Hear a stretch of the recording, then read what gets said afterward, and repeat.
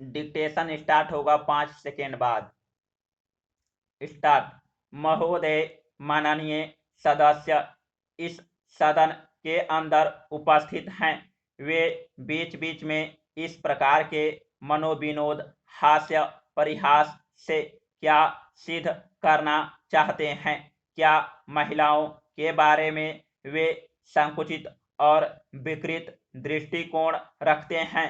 इसलिए मेरा सभी माननीय सदस्यों से निवेदन है कि संक्षेप में मुझे मेरी बात कह लेने दे और अपनी बात को समाप्त कर लेने दे।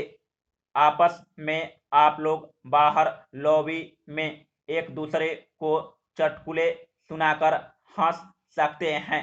मैं आपसे निवेदन कर रही थी। आज भी समाज में हम इस बात को देख सकते हैं कि महिलाएं पुरुषों की तुलना में भावनात्मक रूप से, बौद्धिक रूप से ज्यादा शक्तिशाली हैं। अगर शारीरिक तुलना की बात छोड़ दी जाए, जहां तक शरीर की बात है, शरीर की दृष्टि से जो शक्तिशाली होगा वह शक्तिशाली माना जाएगा। लेकिन यह पशुओं की दुनिया में होता है, यह मनुष्यों की दुनिया में नहीं होता है।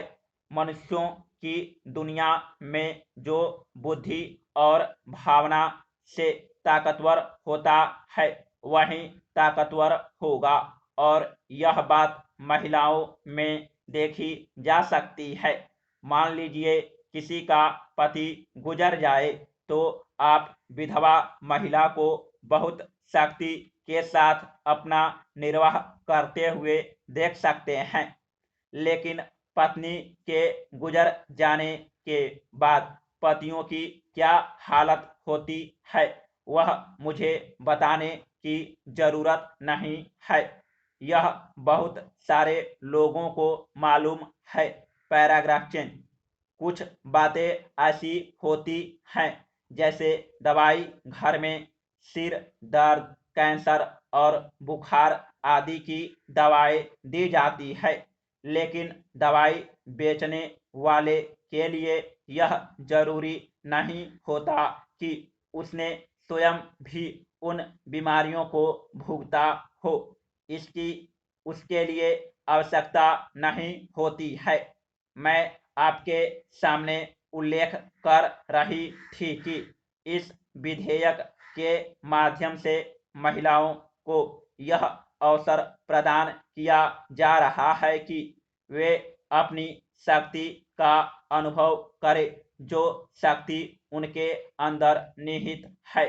आप लोग यह मानते हैं कि इस विधेयक के आने के बाद भी महिलाओं को तब तक लाभ नहीं होगा जब तक गांवों में रहने वाली अनपढ़ महिलाओं को, जिनको यह जानकारी भी न हो पाएगी कि हमारे बारे में भी इस तरह का कोई विधेयक संसद में लाया गया है।